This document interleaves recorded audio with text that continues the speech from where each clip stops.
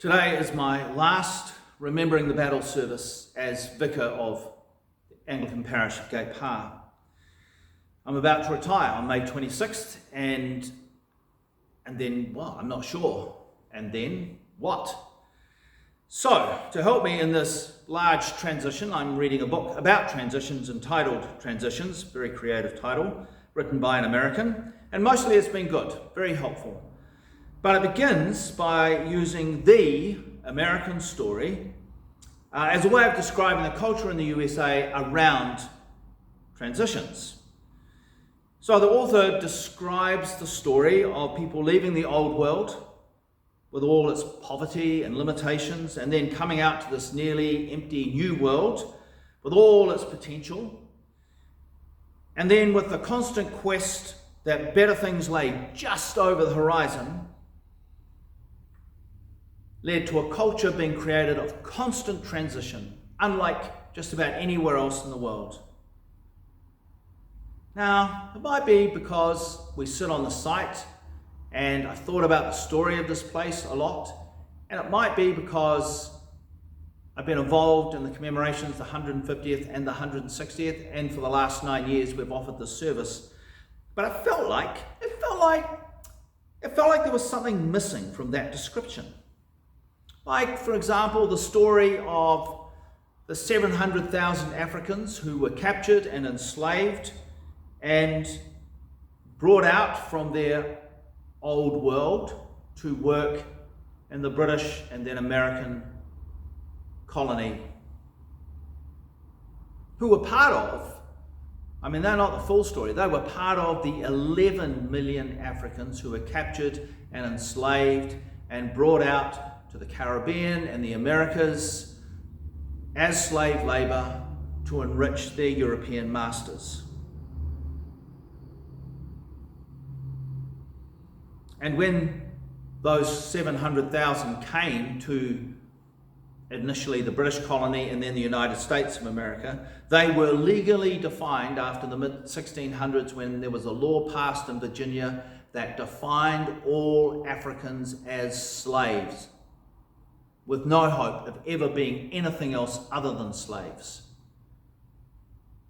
Just think of the evil of that. They were seen and treated as nobodies. I wonder, how does that story fit with that other story? And I wonder what that story teaches us about transitions.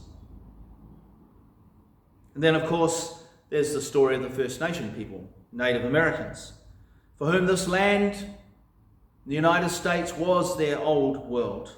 There was no new world. And they'd welcomed those Europeans who had initially come. They'd actually fed them through the first winters and helped them to survive. But they were soon decimated by the diseases those settlers brought, a similar story to this land.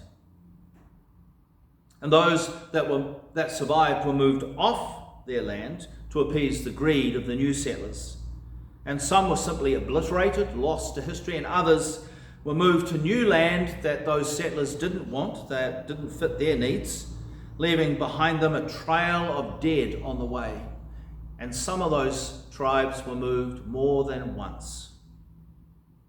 It turned out the treaties they signed with the British and the Americans were worthless. Those British and Americans believed there was only one way of seeing the world, and it was theirs. And they saw those Native Americans as nobodies as well. And then, through the native school system, had very nearly successfully eradicated all indigenous cultures and languages. I wonder how that story fits with those other stories, and I wonder what that story teaches us about transitions. It turns out there's more than one American story. Those stories weave together, and some of those stories are stories of great cost. So why am I telling that? Well, that's what my wife asked me as well when I told her how I was going to start. Well, because I think those stories provide us a window or a mirror into what is happening here in Aotearoa today. We have the same kind of stories. We don't have the slavery story, but we certainly have the settler story, and we certainly have the story of the first people that were here. We have the same kind of settler sense of superiority. We have the same story of the decimation of the local population with the diseases brought over by those first settlers. It's very similar stories. Now, I'm not saying that to be divisive. I'm saying that just to be honest.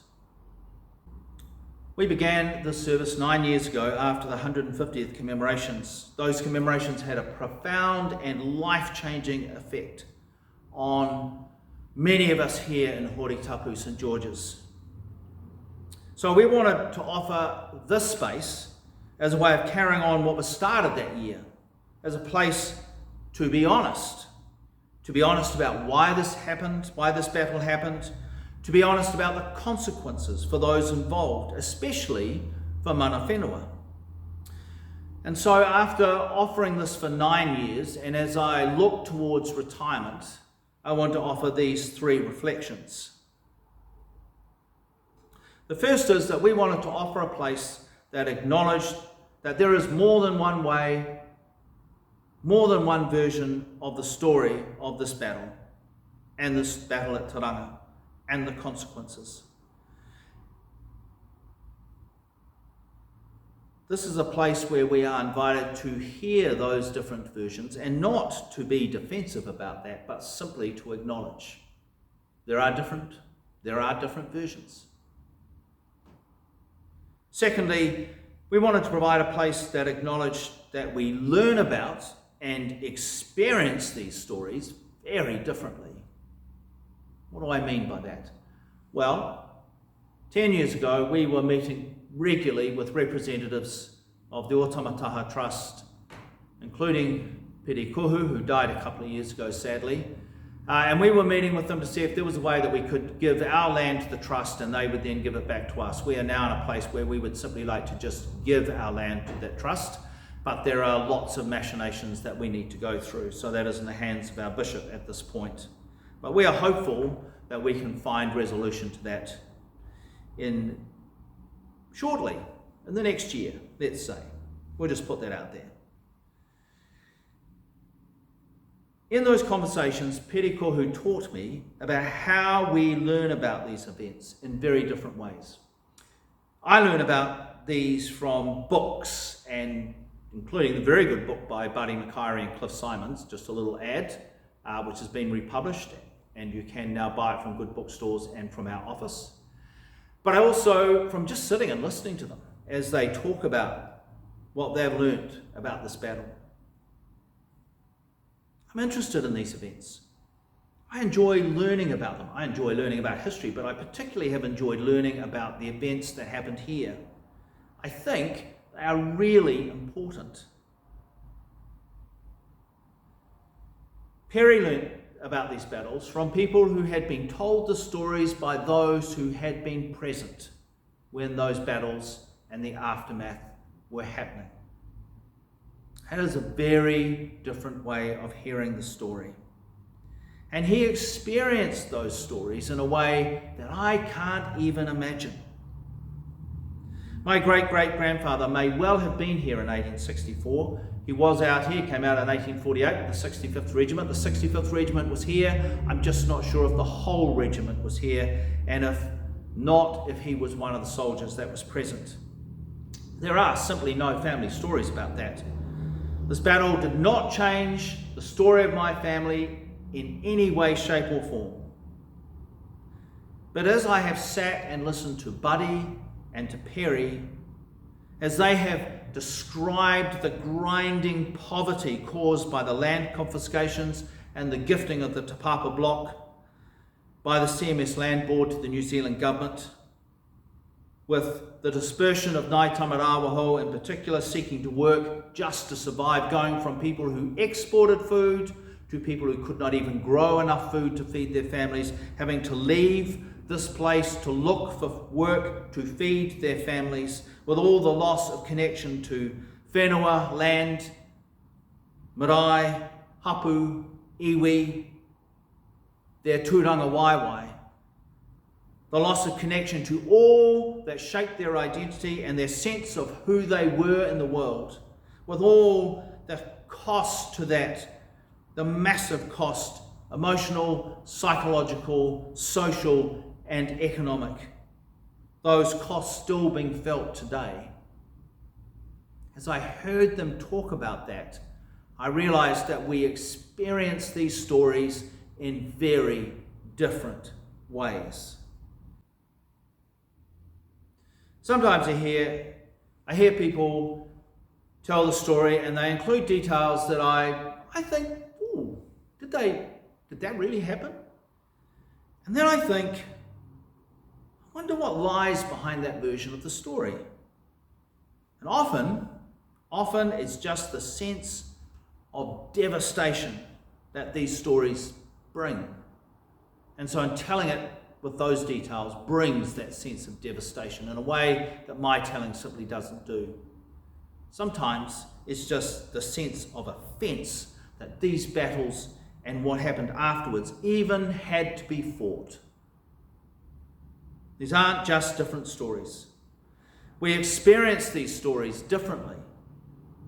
These stories still have different consequences today,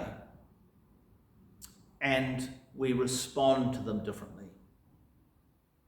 So we seek to offer this space, where all of that can be acknowledged, that those different experiences and consequences and responses can be honoured.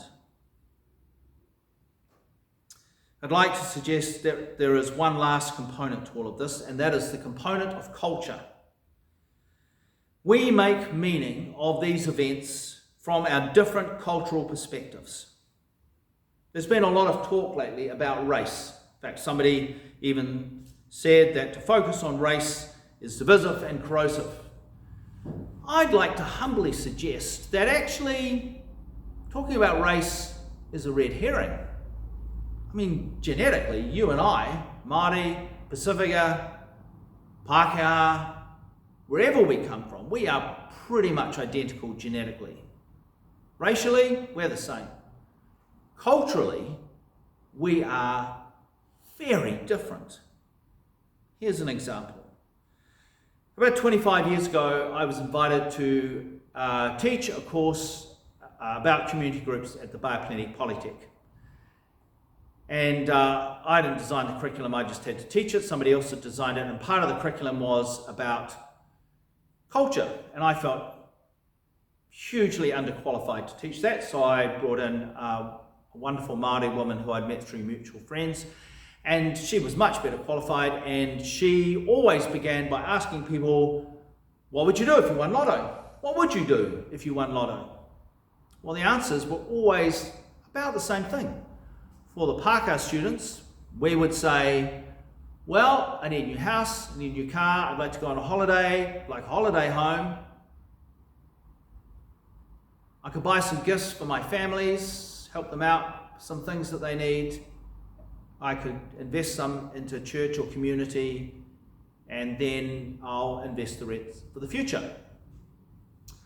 For the Māori and Pacific Island students, they almost always said things like, my parents need a new house, my brother needs a new car, my sister needs a new car, a new house, whatever.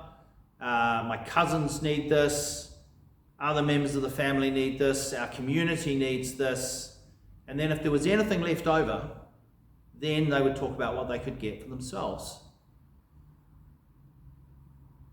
Now, sometimes we then got into a very short debate about which way was best, and we tried to defend our way of doing things, but the point wasn't which way was best or that we needed to defend how we did things. The point was simply, we are different. We operate using a different cultural worldview. Now, We can describe culture using 4 kind of levels. The first of those is observable behaviour and customs. So, for example, when I was down at the blessing of the po this morning, as I said hello to people, we hongied. But as I said hello to people here, we shook hands or I just said hello. That's a very easy, observable cultural difference. A big part of that is the language we use. Te Reo Māori holds within it a whole lot of cultural understanding that we often don't get, just as English holds within it a whole lot of cultural understanding that we don't even realise, but it's there. It holds our culture. Then there are institutions of society. So within Te Ao Māori, there's marae and all those marae institutions, things like matatini and other things.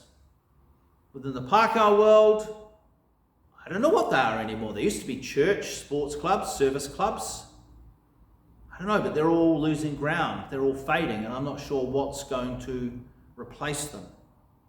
Then there are the values that we bring. Well, that exercise was an example of those values.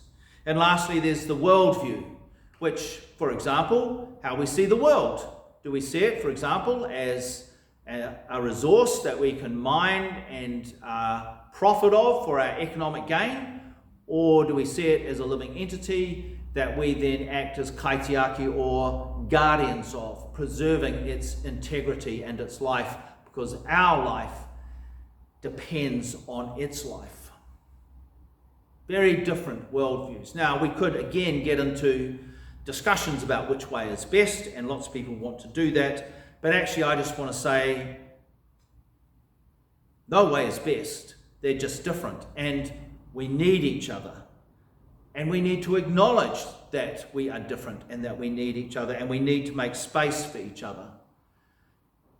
And we need to acknowledge that when we talk about things like the Battle of Gate Pa or Tauranga, we are making meaning of those events from very different cultural perspectives. Now, my next piece is about the new Anglican constitution that was agreed to. Well, it's not that new anymore, but was agreed to in 1990, called Te Pōhere, which places Te Tiriti o Waitangi right at the heart of the life of our church.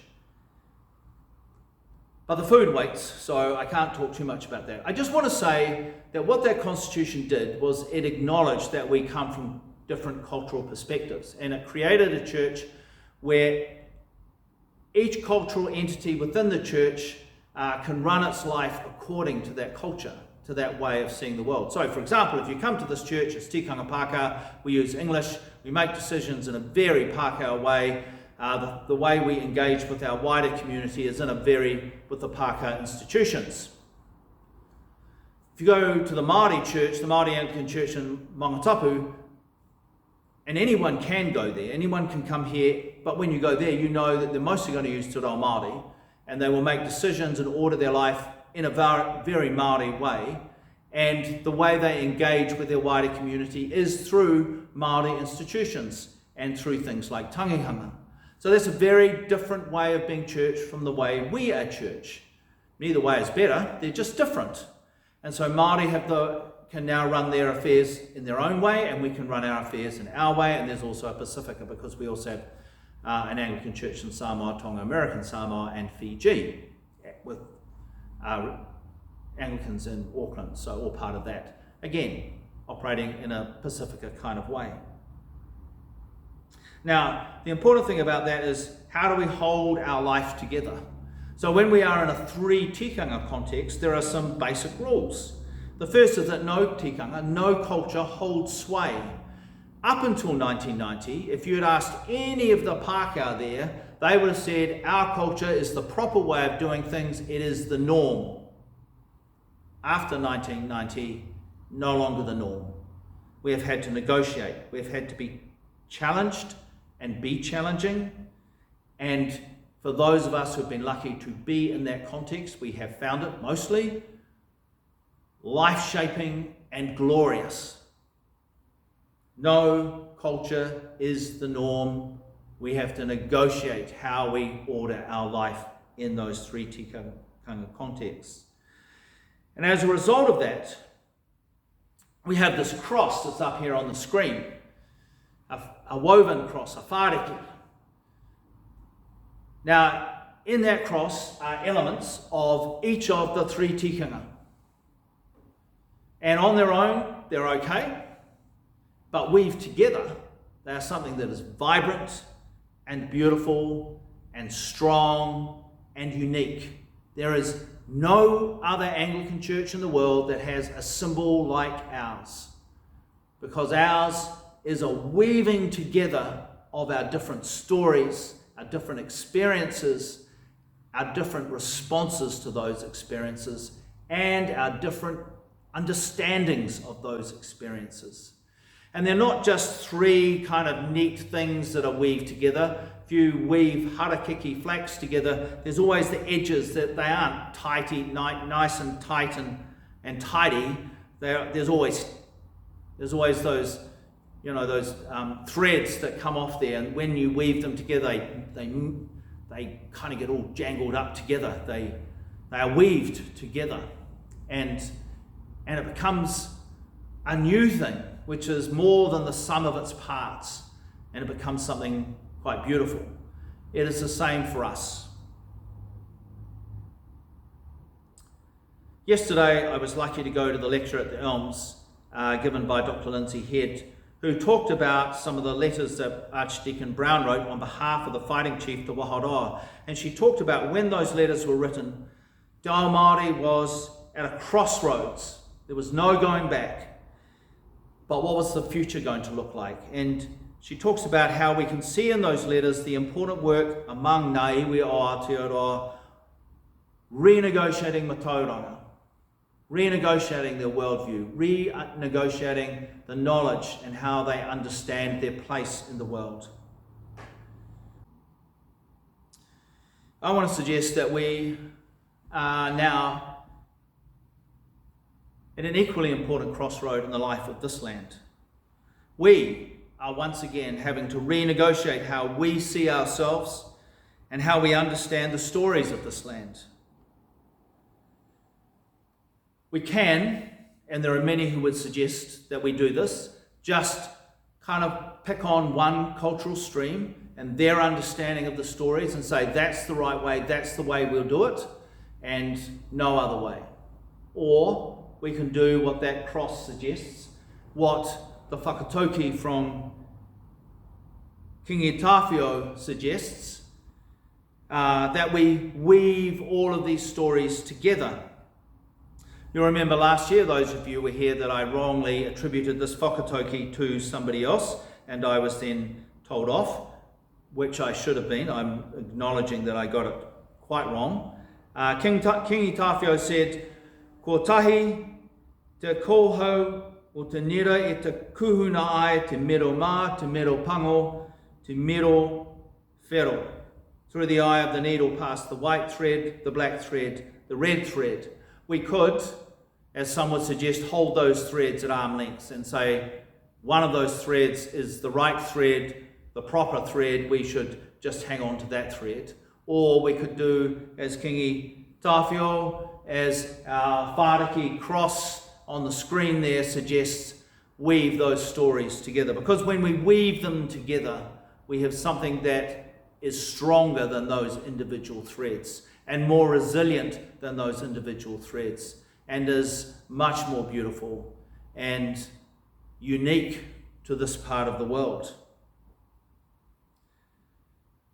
We wanted to offer this service as a place to provide space to honour all the versions of the events that created our city, and to acknowledge that we learn about and experience these events in very different ways. And we wanted to offer a place to recognise that we bring very different cultural values to these stories and to their place in our lives, and that is okay. And more than just provide a place to acknowledge that, we wanted to provide a place of reconciliation and to create a genuinely inclusive society where all can flourish. And I would suggest that to do that, we need to start weaving those stories together. weaving those experiences together, weaving how we respond to those stories together, weaving our cultures together, not to make them all the same, but actually to acknowledge that we are different, and that when we are held together, we create something that is much stronger, much more resilient. We create a place where all can flourish while staying true to who we are, mana whenua, Pākehā, te tangata tiriti. So thank you all for coming today, and thank you all for coming for the last 9 years, for those of you who have done that. When we started this 9 years ago, we weren't even sure anyone would come. So to have you all here today is, for some, a surprise, but a blessing for us, and a joy. And it says that this can be a place where we can do some of that work. Thank you all. Kia koutou te pai me te rangamari e Aotearoa. May you know God's grace and peace to you this day and always. Amen.